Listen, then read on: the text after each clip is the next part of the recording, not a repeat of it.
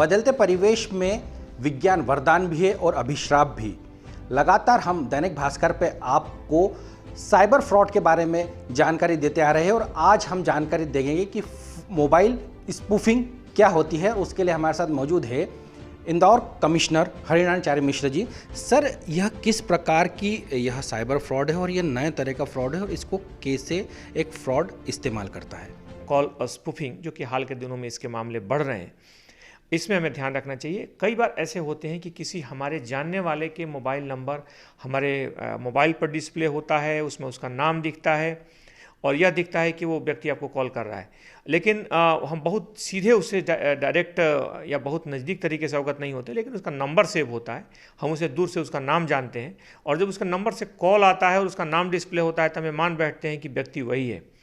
और ऐसे में सामने वाला जो ठग होता है, इस भ्रम का फ़ायदा उठाते हुए कुछ पैसों की मांग करता है, किसी संकट में फंसे होने की बात करके। और ऐसे में जब आजकल किसी आप ई ट्रांजैक्शन के माध्यम से तत्काल उसके वॉलेट में कुछ पैसे डाल देते हैं, उसके बाद वो व्यक्ति गायब हो जाता है। जब तक आपको समझ में आता है कि वो व्यक्ति जिसको आपने समझकर भ्रम में पैसे डाले, उसकी वास्तविकता कुछ और है, तब तक वो व्यक्ति मोबाइल बंद करके गायब हो चुका होता है। हमें इसलिए सावधानी के तौर पर, अगर हमें इस तरह का भ्रम होता है कि वो व्यक्ति वो है या नहीं, इसमें एहतियात के तौर पे आप उसका कॉल को काट दें और दोबारा उस नंबर पे कॉल बैक करें। जब हम कॉल बैक करेंगे तब वो पहली कॉल जो होगी वो इंटरनेट के माध्यम से होगी, सिर्फ नंबर डिस्प्ले होगा, वास्तविक अर्थों में मोबाइल नेटवर्क के माध्यम से वो कॉल नहीं आई होगी।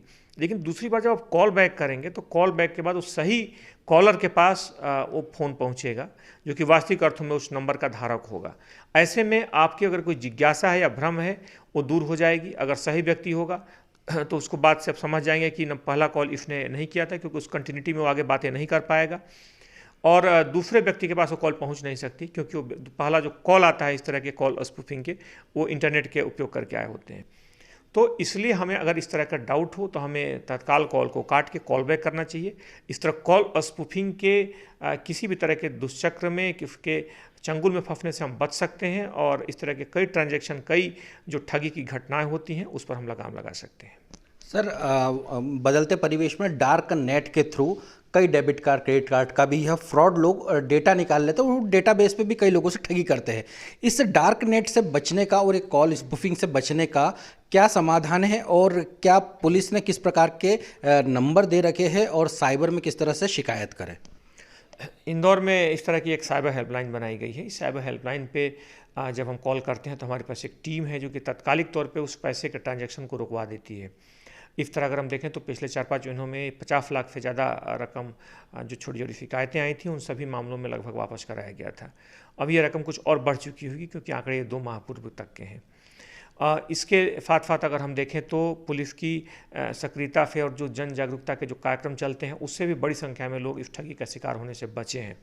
क्योंकि जैसा कि मैंने बताया कि पुलिस साइबर क्राइम को जिस तरीके से पकड़ती है, जिस तरीके से पुलिस की सक्रियता से इस तरह की घटनाओं पर लगाम लगती है, उतना ही महत्वपूर्ण लोगों का साइबर क्राइम के प्रति जागरूक होना है, क्योंकि जागरूकता से किसी भी घटना को होने से पहले हम रोक सकते हैं। बिल्कुल, यह कमिश्नर हरिनारायण चार्य मिश्र जी थे, जिन्होंने कहा कि कॉल स्पूफिंग एक नए तरह का फ्रॉड है और इससे बचने के लिए जब भी आपके पास एक फ्रॉड होता है तो तुरंत नज़दीक के पुलिस थाने में संपर्क करें। इंदौर से हेमंत नागले, दैनिक भास्कर के लिए।